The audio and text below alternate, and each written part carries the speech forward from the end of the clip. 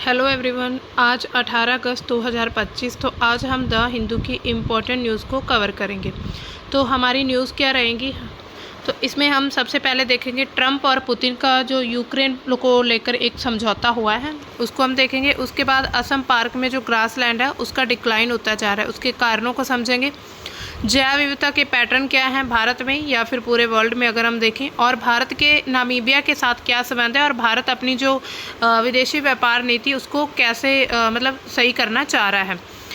Putin agreed to US European Union security guarantees for Ukraine at summit. तो एक summit हुआ था, उसमें जो व्लादिमीर पुतिन है रूस के जो राष्ट्रपति, उन्होंने मतलब कि वो एग्री हो चुके हैं कि यूएस और यूरोपियन यूनियन के द्वारा सुरक्षा की गारंटी दी जाएगी यूक्रेन को। तो इसको लेकर जो पुतिन है उन्होंने सहमति जता दी है, जो कि काफ़ी लंबे समय से चाहते थे यूक्रेन वाले। रूस के जो राष्ट्रपति हैं व्लादिमीर पुतिन, उन्होंने अलास्का में एक शिखर सम्मेलन के दौरान अमेरिकी राष्ट्रपति जो डोनाल्ड ट्रंप है उनके साथ यूक्रेन के लिए सुरक्षा गारंटी पर सहमति जताई है। ये जो गारंटी है ये किस प्रकार की है, ये नाटो के तहत नहीं होगी, लेकिन यूक्रेन को नाटो जैसी सुरक्षा प्रदान की जाएगी, जिसमें क्या होगा, अमेरिका और उसके जो भी सहयोगी देश हैं वो शामिल होंगे। ट्रंप के जो दूत है स्टीव विटकॉफ, उन्होंने कहा है कि ये एक गेम चेंजिंग कदम है। और अभी जो मतलब कि हाल ही में अभी होने वाली मीटिंग है, यूक्रेन के जो राष्ट्रपति वोलोडिमिर जेलेंस्की हैं उनके साथ क्षेत्रीय मुद्दे पर चर्चा करने की उम्मीद जताई जा रही है। इसके बाद यूरोपियन यूनियन है उसने भी इस चीज़ का बहुत अच्छे से मतलब इसको अप्रिशिएट किया है और त्रिपक्षीय शिखर सम्मेलन की योजना बनाई है कि तीनों पक्षों के द्वारा शिखर सम्मेलन किया जाएगा। अब देखिए यूक्रेन को नाटो शैली सुरक्षा गारंटी के तहत मतलब क्या कुछ मिलेगा। सबसे पहले तो इसमें अमेरिका का प्रस्ताव रखा गया था। अमेरिका ने यूक्रेन के लिए नाटो शैली की सुरक्षा गारंटी का सबसे पहले एक प्रस्ताव रखा, जो कि नाटो के अनुच्छेद 5 यानी कि समूह की रक्षा से प्रेरित है। लेकिन औपचारिक नाटो जो है वो सदस्य से अलग है, यानी कि जो यूक्रेन है वो नाटो का सदस्य तो नहीं रहेगा, लेकिन मतलब इसको सुरक्षा वैसी प्रदान की जाएगी। इस पर पुतिन की सहमति है कि रूस के जो राष्ट्रपति व्लादिमीर पुतिन है उन्होंने अलास्का में जो अभी मीटिंग हुई थी उसमें शिखर वार्ता के दौरान प्रस्ताव पर सहमति जता दी है। हालांकि पहले ये न्यूज़ आ रही थी कि इस प्रस्ताव पर कोई भी समझौता नहीं हो पाया, लेकिन अभी जो न्यूज़ आ रही है उसमें ये है कि जो पुतिन है उन्होंने इस समझौते पर हस्ताक्षर कर दिए, मतलब उन्होंने इस समझौते पर सहमति जता दी है। यूरोपीय संघ का समर्थन भी मिलता है। यूरोपीय आयोग की जो अध्यक्ष हैं उर्सुला वॉन डेर लेयन और जो बाकी यूरोपीय नेता, जिसमें फ्रांस के जो इमैनुअल मैक्रो आते, जर्मनी के फ्रेडरिक मर्ज और इटली की जॉर्जिया मेलोनी, उन्होंने इस प्रस्ताव का स्वागत किया। उन्होंने कहा कि ये बहुत अच्छा प्रस्ताव है। यूक्रेन की जो संप्रभुता क्षेत्रीय अखंडता के लिए ये एक गारंटी जो थी जरूरी थी। इस पर रूस की प्रतिबद्धता क्या है, विटकॉफ ने ये भी कहा है कि रूस जो है वो किसी भी और क्षेत्र पर कब्जा ना करने के लिए कानूनी प्रतिबद्धता जताएगा। कानूनी तौर पर वो खुद को मतलब जो एफिडेविट दे देगा कि हम किसी और क्षेत्र पर हमला नहीं करेंगे। हम आप मतलब ये असल में ये विवाद ऐसे शुरू होता है कि जो यूक्रेन का जो क्षेत्र था उसमें मान लीजिए ये रूस है और यूक्रेन, इसमें दो प्लेसेस थी, एक डोमेंसक और एक लुहानसक नाम की जगह थी। उस पर क्या था, रूस अपना पूरी तरह से कब्जा करना चाहता था इन दोनों क्षेत्रों पर। तो रूस ने 75% एरिया पर तो उन्होंने इसको ऑक्यूपाई किया हुआ है रूस ने यूक्रेन के। अब वो कहता है, रूस ये कहता है कि जब इतना सारा क्षेत्र सहमति से सिर्फ ये जो है डोमेंसक क्षेत्र और ये जो है लुहानसक क्षेत्र, ये मतलब एरिया जो है ये अपने आप जो यूक्रेन है वो रूस को सौंप दे, तो इसके बाद कोई भी मतलब कोई भी लड़ाई झगड़ा या फिर कोई भी युद्ध नहीं होगा। इसमें शांति वार्ता और त्रिपक्षीय सम्मेलन कैसा रहा। ब्रुसेल्स में एक बैठक होती है 16 अगस्त 2025 को, कोलिशन ऑफ द विलिंग की बैठक है। इसमें अमेरिका और जो यूरोपीय देश है उन्होंने यूक्रेन की सुरक्षा संप्रभुता पर आपस में बातचीत की, चर्चा की। इस बैठक में सहमति ये बनी कि जो सीमाओं है उसको बलपूर्वकता नहीं बदला जा सकता, यानी कि शांति समझौते में यूक्रेन की भागीदारी जरूरी है। अगर यूक्रेन ही इसमें शामिल नहीं होगा इस समझौते में तो कोई भी उसी मतलब कोई भी इसमें इसका रिजल्ट नहीं निकल पाएगा। त्रिपक्षीय वार्ता होती है जिसमें ट्रंप, पुतिन और जेलेंस्की के बीच एक त्रिपक्षीय सम्मेलन की योजना बनाई जा रही है कि अभी ये मतलब जो त्रिपक्षीय सम्मेलन है ये होगा, इनमें तीनों जो पक्ष बैठकर आपस में चर्चा करेंगे। इसमें सुरक्षा की गारंटी, युद्ध विराम पर विस्तृत चर्चा हो सकती है। जेलेंस्की जो है 18 अगस्त 2025 को वॉशिंगटन में ट्रंप से मिलने वाले हैं और ये जो प्रस्ताव है इसको अंतिम रूप दिया जा सकता है। इसके बाद हमारी जो मतलब नेक्स्ट न्यूज़ आ रही है, ये है असम का जो पार्क है उसका मतलब कि उसका पतन होता जा रहा है। Grassland invaders stifle Assam's island like national park home to feral horses. मतलब एक स्टडी की गई है जिसमें ये जो फेरल हॉर्सेस का घर है ये आइलैंड पार्क है। असम का जो द्वीप है राष्ट्रीय उद्यान जिसमें डिब्रू सोखवा नेशनल पार्क, उसमें देशी और जो आक्रामक पौधे हैं उनकी प्रजातियां नदी तटीय पारिस्थितिकी तंत्र को काफ़ी हद तक बदल रही हैं। यानी कि जो आक्रामक पौधे हैं वहाँ पर और जो देशी जो भी प्रजातियां उनकी वजह से वहाँ पर चेंजेस काफ़ी देखे जा रहे हैं। ये जो पार्क है करीब 425 वर्ग किलोमीटर में फैला हुआ है। भारत में ये जंगली घोड़ों के लिए काफ़ी प्रसिद्ध है, जो कि दूसरे विश्व युद्ध के दौरान छोड़े गए सैन्य घोड़ों के वंशज थे। फेरल हॉर्सेस भी इन्हें कहा जाता है। उनका ये एकमात्र आवास है, यानी कि पूरे भारत में अगर हम क्षेत्र में देखेंगे तो इसमें सिर्फ यही क्षेत्र है जो असम वाला जिसमें इन घोड़ों को मतलब यहाँ पर उनकी प्रजाति पाई जाती है।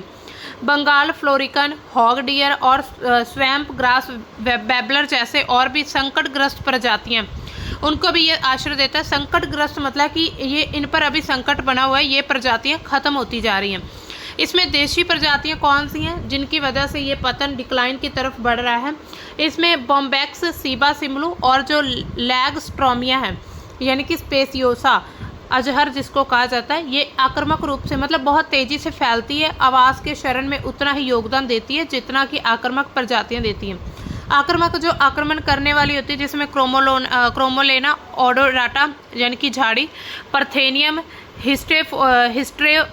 हिस्टोरोफोर्स, मिकांथा यानी कि लता और जो एजरामटे कॉनिजाइटिस झाड़ियाँ, मतलब एक प्रकार की ये जो प्रजाति हैं ये सभी झाड़ियाँ हैं जो कि बहुत तेज़ी से फैलती हैं और जो वहाँ का जो ग्रास लैंड है उसको ख़त्म करते जा रही है। घास के मैदान, अर्ध सदाबहार जंगल, खाली ज़मीनों का झाड़ियों में रूपांतरण होता जा रहा है। जैसे कि 2013 तक झाड़ियाँ 81 वर्ग किलोमीटर तक फैल चुकी थी। 2024 तक ये 80.52 वर्ग किलोमीटर तक फैली थी। इसके बाद जैव विविधता का नुकसान हो रहा है जिसमें कार्बन भंडार की कमी, जलवायु परिवर्तन में जो प्रभाव है उसमें वृद्धि देखी जा रही है। बार बार जब बाढ़ आती है, किसी क्षेत्र में कटाव होता है या आसपास के जो वन के गांव हैं उसमें जो मानवीय दबाव बढ़ता जा रहा है, उसी बीच घास के मैदानों पर जो प्रजातियां उनके लिए खतरा बना हुआ है क्योंकि उनकी जगह अब कम होती जा रही है। डिब्रू सैखेवा नेशनल पार्क, ये असम में जंगली घोड़े के लिए अनूठी आबादी भारत में अपनी तरह की एकमात्र है। ये घोड़े हैं फेरल घोड़े जिनकी संख्या अनुमानित 200 बताई जा रही है। करीब सिर्फ पूरे भारत में ये 200 घोड़े हैं।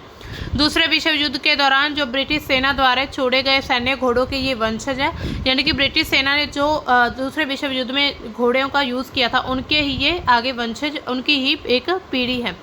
ये घोड़े पार्क के चापोरी यानी कि नदी के बीच जो द्वीप बना होता है, मान लीजिए ये एक नदी बहती जा रही है, इसके बीच ये एक द्वीप है, इसमें स्वतंत्र रूप से ये रहते हैं। पार्क के पारिस्थितिकी तंत्र का एक बहुत महत्वपूर्ण हिस्सा है। तो देखिए अगर हम पारिस्थितिकी तंत्र की बात करें तो छोटा सा छोटा जीव, छोटा सा छोटा कीट भी उसका एक बहुत इम्पोर्टेंट पार्ट होता है। तो इसी तरह मतलब कि ये जो है प्रजातियाँ हैं इनको काफ़ी खतरा बना हुआ है। इसके बाद अगर हम बात करें biodiversity everywhere is ordered bye a common hidden pattern, यानी कि एक छुपा हुआ पारिस्थितिकी तंत्र है। जैव विविधता के लिए ये सभी मतलब हर जगह पाया जाता है। मतलब इस पैटर्न को हम समझेंगे। आवास की जो विषमता यानी कि हैबिटेट हेट्रोजेनिटी होती है, यानी कि अलग अलग प्रकार के जो आवास रहते हैं, जैव विविधता का एक भौगोलिक पर्यावरणीय विषमता से प्रभावित होता है। जैसे उष्ण कटिबंधीय क्षेत्रों में जिसमें अमेजन वर्षावन यानी कि अमेजन के जो जंगल हैं और जैव विविधता वहाँ पर अधिक पाई जाती है। जैसे कि अलग अलग प्रकार का जो विविधता है बायोडाइवर्सिटी वो डिफरेंट होती है। वहाँ पर जलवायु स्थिरता, संसाधनों की उपलब्धता और विविध आवास होते हैं। वहाँ पर संसाधन बहुत ज़्यादा है, जलवायु वहाँ पर स्थिर रहती है और जो विविध प्रकार के आवास पाए जाते हैं तो वहाँ पर प्रजातियाँ बहुत सारी पाई जाती हैं। पावर लॉ वितरण क्या होता है? जैव विविधता में जो प्रजातियों की बहुतायत है और उनके वितरण में अक्सर पावर लॉ पैटर्न को हम देख सकते हैं। इसका मतलब है कुछ प्रजातियां बहुत अधिक अधिक संख्या में पाई जाती हैं और कुछ प्रजातियां बहुत दुर्लभ होती हैं, बहुत कम पाई जाती हैं। ये जो पैटर्न है पारिस्थितिकी नेटवर्क जैसे कि खाद्य श्रृंखला यानी कि फूड वेब्स में भी इस चीज़ को देखा जा सकता है। इसके बाद स्केल इनवेरिएंट पैटर्न क्या होता है? कई पारिस्थितिकी प्रणालियों में प्रजातियों की जो विविधता होती है, यानी कि उनकी जो डिफरेंसेस जो हमें देखने को मिलता है, उसके उनके जो अंतर संबंध एक निश्चित स्केल पर समान रहते हैं, चाहे वो छोटा हो क्षेत्र हो या फिर बड़ा हो। इसे फ्रैक्टल जैसे पैटर्न के रूप में भी समझ सकते हैं कि जो फ्रैक्टल जैसा पैटर्न होता है उसमें भी इस चीज़ को देखा जाता है, यानी कि जो मतलब कि जो प्रजातियां होती है उनकी विभिन्नताओं के कारण जो भी उनके आपस में संबंध होते हैं, एक निश्चित जो स्केल होता है यानी कि एक पैरामीटर रखा जाता है, वहाँ तक उनके सभी के संबंध समान रहते हैं, चाहे वो एरिया छोटा हो, कम हो, बड़ा हो, कैसा भी हो। इसके बाद नेटवर्क संरचना, पारिस्थितिकी तंत्र में प्रजातियों के बीच जो परस्पर क्रिया होती है, जैसे कि परभक्षी, शिकार होना, परागण होना या सहजीवन होना, ये एक जटिल नेटवर्क बनता है इससे। इस नेटवर्क की वजह से कुछ प्रजातियां हब की तरह होती हैं जो कि बाकी प्रजातियों से जुड़ी होती है और यह जैव विविधता की स्थिरता को भी प्रभावित करता है। इसके अलावा उत्पत्ति और विलुप्ति के चक्र क्या है? जैव विविधता का जब विकास होता है या विलुप्ति के पैटर्न के समय के साथ छिपे नियमों का भी पालन करना होता है। और उसके बाद जैसे कि मान सकते हैं, हम उदाहरण से समझ सकते हैं कि पर्यावरणीय परिवर्तन हो रहा है, यानी कि हम देख रहे हैं पर्यावरण में दिन ब दिन परिवर्तन होता जा रहा है। प्राकृतिक आपदाएं प्रजातियों के विकास या विलुप्त को त्वरित कर सकती हैं, जो एक गतिशील संतुलन बनाता है। फिर आकस्मिकता और नियतात्मकता जो है संतुलन, यानी कॉन्टिंजेंसी एंड डिटर्मिनिज्म, ये जैव विविधता का ये जो पैटर्न है, इसमें आकस्मिक घटनाएं जैसे कि उल्कापात होता है और नियतात्मक प्रतिक्रियाएं जिसमें प्रकृति का चयन दोनों ही शामिल होते हैं, यानी कि आकस्मिक जो घटनाएं होती हैं बिना दसे, जिसको हम बोल सकते हैं सरप्राइजिंग जो मतलब घटनाएं होती रहती है, ये जो संयोजन है जैव विविधता के संगठन को और ज़्यादा जटिल बनाता है। अब भारत में जैव विविधता कैसी है? भारत की जो भौगोलिक और पारिस्थितिक विविधता बिल्कुल डिफरेंट है। हिमालय क्षेत्र में ऊंचाई वाले क्षेत्रों में हिम, तेंदुआ, याक या विभिन्न अल्पाइन पौधे पाए जाते हैं। भारत के गंगा के मैदान में, जिसमें गंगा ब्रह्मपुत्र नदियों के किनारे गैंडा, बाघ और जो विभिन्न पक्षियों की प्रजातियां मिलती हैं। पश्चिमी घाट और दक्षिण भारत, ये क्षेत्र जो जैव विविधता हॉटस्पॉट है, जहाँ पर नीला कुरिंजी, लाइन टेल्ड मकाक और कई स्थानिक प्रजातियां, वहाँ पर एरियल जो मतलब प्रजातियां वो भी पाई जाती है। पूर्व उत्तर भारत, अंडमान निकोबार में, वहाँ पर ज़्यादा वर्षा वाले वन होते हैं। प्रवाल भित्तियों के कारण उष्ण कटिबंधीय प्रजातियां वहाँ पर बहुत ज़्यादा देखने को मिलती हैं। इसके अलावा प्रजातियों की समृद्धि कैसी? स्तनधारी करीब 400 प्रजातियां, जिसमें बंगाल टाइगर, भारतीय गैंडा, एशियाई शेर और हिम तेंदुआ शामिल है। पक्षियों में मोर है, हिमालयन मोरनाल है और फिर ग्रेट इंडियन बर्स्टेड है। इसके अलावा सरीसृप में 400 से भी ज़्यादा प्रजातियां हैं, जिसमें किंग कोबरा, घड़ियाल, 300 प्लस जो उभयचर प्रजातियां हैं, जिसमें कई स्थानिक भी हैं। पौधे, इसमें 15,000 से अधिक फूलों वाले पौधे पाए जाते हैं, जिसमें औषधीय पौधे, तुलसी, नीम, स्थानिक प्रजातियां शामिल हैं। 2500 से अधिक प्रजातियां, विशेष रूप से जो समुद्री और मीठे पानी की मछलियां भी भारत में पाई जाती हैं। अब देखिए जैव विविधता हॉटस्पॉट कितने भारत में? पश्चिमी घाट पर 7400 प्लस पौधे की जो प्रजातियां, उसमें 39% जो है वहाँ पर रीजनल यानी कि स्थानिक है और 325 वैश्विक रूप से संकटग्रस्त प्रजातियां। पूर्वी हिमालय में 3500 प्लस पौधों की प्रजातियां, जिसमें 30% स्थानिक है। यहाँ पर रेड पांडा, ऑर्किड और जो रोडोडेंड्रोन ये आम पाए जाते हैं। इसके अलावा पूर्व उत्तर भारत में इंडो बर्मा क्षेत्र, यहाँ पर जैव विविधता अत्यधिक समृद्ध है, बहुत ज़्यादा, विशेष रूप से यहाँ पर ज़्यादा वर्षा वाले वन पाए जाते हैं और आर्द्र भूमियाँ पाई जाती हैं। सुंदरबन में विश्व का सबसे बड़ा मैंग्रोव वन है, जो बंगाल टाइगर और कई जलीय प्रजातियों का आवास है। स्थानीय निकास में मतलब स्थानीय जो विकास होता है, उसमें पश्चिमी घाट में नीलगिरी, मालाबार, स्वेट और कुरिंजी फूल पाए जाते हैं। अंडमान निकोबार में नारकोडम, हॉर्नबिल, अंडमान पिग है। फिर हिमालय में हिमालयन न्यूट और कुछ आर्किड प्रजातियां देखने को मिलती हैं। जैव विविधता के खतरे क्या हैं? वहाँ पर आवास का उनके विनाश होता जा रहा है। वनों की कटाई और शहरीकरण की वजह से लोग वहाँ पर अपने घर बना रहे हैं। कृषि का विस्तार हो रहा है, जिससे क्या उनके जंगल के जो है वो जंगल वाला क्षेत्र नष्ट हो रहा है। जलवायु में परिवर्तन देखा जा रहा है। हिमालय में जो ग्लेशियर पिघल रहे हैं, समुद्री सतह बढ़ने से प्रजातियां प्रभावित हो रही हैं। अवैध शिकार और व्यापार, जिसमें बाघ, गैंडा, पेंगोलिन जैसी प्रजातियां खतरे में हैं। आक्रामक, जिसमें कुछ विदेशी प्रजातियां स्थानीय जैव विविधता को भी नुकसान पहुंचा रही हैं, यानी कि कई फॉरेन से जो प्रजाति आती है उससे स्थानीय की जो जैव विविधता उसको नुकसान पहुंचता है। संरक्षण के प्रयास। संरक्षित क्षेत्र जो भारत में 104 राष्ट्रीय उद्यान है, 553 वन्य जीव अभ्यारण्य, 18 बायोस्फीयर रिजर्व है जिसमें सुंदरवन और नंदा देवी सबसे प्रमुख है। परियोजना जिसमें प्रोजेक्ट टाइगर चलाया गया, प्रोजेक्ट एलिफेंट, घड़ियाल संरक्षण जैसे कार्यक्रम।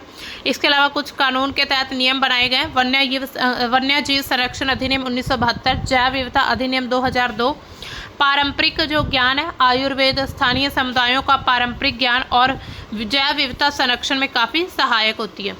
इसके बाद हमारी जो लास्ट न्यूज़ है, in Namibia India shows a new way to engage Africa, यानी कि new Delhi is quietly reshaping its Africa engagement with smart and issue based partnership, यानी कि भारत जो है नामीबिया के साथ अपने संबंध अच्छे करने के लिए बातचीत कर रहा है।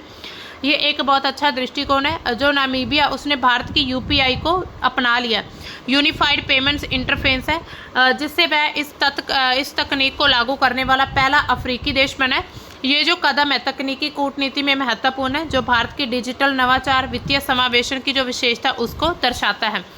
भारत का जो दृष्टिकोण है वो इस प्रकार का है कि हम ऐतिहासिक एकजुटता, वर्तमान में जो भी व्यवहार सहयोग है या फिर भविष्य में जो भी हम साझेदारी है उस पर आधारित होता है। ये सिर्फ द्विपक्षीय व्यापार जिसमें 2023-24 में 814 मिलियन अमेरिकी डॉलर था, बल्कि भारत के वैश्विक दक्षिण नेतृत्व को भी मजबूत करता है कि जो दक्षिण विश्व का क्षेत्र है वहाँ पर भारत की स्थिति मजबूत हो रही है। भारत की ये एक रणनीति है जो समाज समानता पर आधारित है। अफ्रीका के साथ संबंधों को पुनर्जनन और गहरा करने के लिए एक नया रास्ता दिखाती है। तो अभी ये मतलब जो भी बैठक चल रही है जिसमें नामीबिया के भारत के साथ अच्छे संबंध करने की बातचीत चल रही है, तो उसको लेकर ये न्यूज़ आ रही थी कि नामीबिया ने भारत का जो यूपीआई सिस्टम है उसको अपना लिया है। तो दोस्तों हम देखते हैं इसके बाद और क्या अपडेट्स आएंगी। तो ये थी हमारी आज की द हिंदू की इम्पोर्टेंट न्यूज़। तो हम अपनी कल की न्यूज़ के साथ मिलते हैं, तब तक के लिए बाय, थैंक्स फॉर वॉचिंग।